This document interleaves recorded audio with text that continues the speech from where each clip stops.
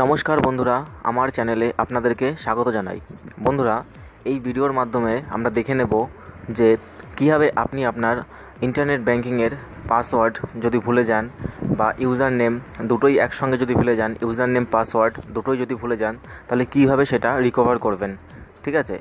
তো অনেকেই আছেন অনলাইন এসবিআই ইউজ করেন। এবার হয়তো আপনারা অনেক দিন ধরে ইউজ করছেন না, হয়তো পাসওয়ার্ডটা ভুলে গেছেন বা ইউজার নেমটা ভুলে গেছেন। ঠিক আছে? বা কোথাও হয়তো লিখে রেখেছিলেন, সেটাও পাচ্ছেন না।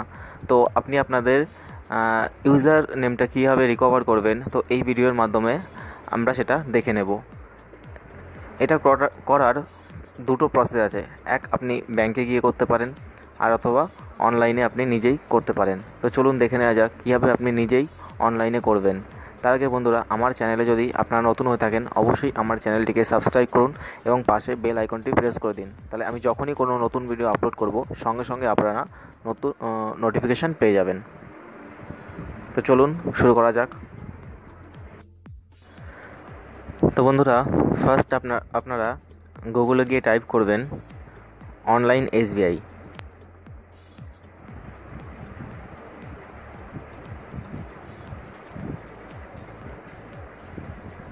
এবং দেখুন, ওটা লিখে সার্চ করলেই আপনাদের সামনে ফার্স্টেই অনলাইন এসবিআইয়ের লিঙ্কটা চলে এসছে। তো তার উপর ক্লিক করুন। দেখুন, অনলাইন এসবিআইয়ের হোম পেজটা ওপেন হয়ে গেছে। তো এখানে ফার্স্টে দেখতে পাচ্ছেন পার্সোনাল ব্যাংকিং বলে একটা অপশান রয়েছে এবং তার ঠিক নিচেই লগ ইন এবং ইওনো বলে অপশান রয়েছে। তো আপনারা এই লগ ইনের ওপর ক্লিক করবেন। তো লগ ইনের ওপর ক্লিক করার পর আবার দেখুন একটা অপশান এসেছে কন্টিনিউ টু লগ ইন। তো আবার তার ওপর ক্লিক করে দিন।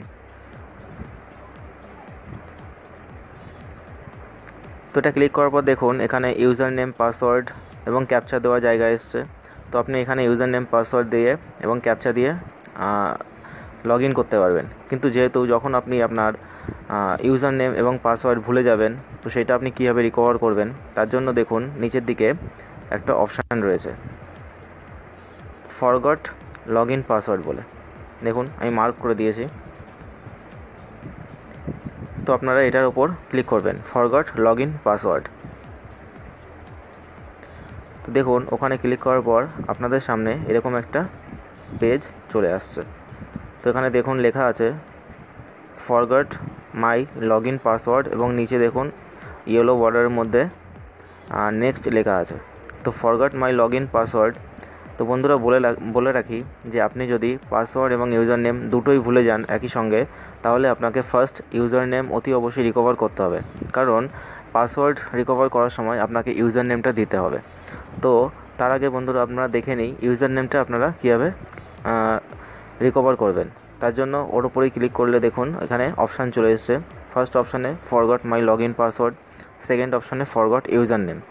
তো আপনারা ফরগট ইউজার নেমের উপর ক্লিক করবেন এবং তারপরে নেক্সট বাটনে প্রেস করবেন। তো দেখুন আপনাদের সামনে এরকম একটা পেজ চলে এসছে। ফার্স্টে আপনাকে সিআইএফ নাম্বার দিতে হবে। সিআইএফ নাম্বার হলো কাস্টমার ইনফরমেশান ফাইল। তো এই নাম্বারটা আপনি আপনার পাসবুকেই পেয়ে যাবেন। আপনার পাসবুকে যেখানে অ্যাকাউন্ট নাম্বারটা থাকে তার ঠিক ওপরে বা নিচে এই সিআইএফ নাম্বার থাকে। তো সেখান থেকে আপনি আপনার সিআইএফ নাম্বারটা দিয়ে দেবেন এবং এখান থেকে কান্ট্রি সিলেক্ট করবেন এবং আপনার রেজিস্টার্ড যে মোবাইল নাম্বারটা আছে সেই মোবাইল নাম্বারটা দিয়ে দেবেন। তারপরে ক্যাপচা দিয়ে সাবমিট করবেন। তো চলুন বন্ধুরা দেখে নিই এগুলো দিয়ে আমি দেখে নিই। তো বন্ধুরা দেখতে পাচ্ছেন আমি আমার সিআইএফ নাম্বার এবং country name, mobile number, captcha দিয়ে দিয়েছি। এবার এখান থেকে সাবমিট করব। তো এখান থেকে সাবমিট করার পর দেখুন আপনার রেজিস্টার্ড মোবাইল নাম্বারে একটা ওটিপি চলে এসেছে। তো সেই ওটিপিটা এখানে দিয়ে দিন।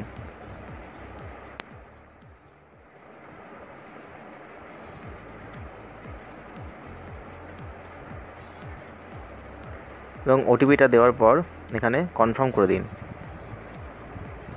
তো দেখুন কনফার্ম করার পরে আপনার কাছে একটা এসএমএসও চলে এসছে এবং দেখুন এখানে লেখা রয়েছে log in user name has been sent to your register mobile number. দেখুন আমার কাছে এসএমএসও চলে এসছে এবং তার ঠিক নিচে এখানে আপনার ডিসপ্লেতেও শো করছে log in user name is বলে, এখানটায় আমার ইউজার নেমটা শো করছে।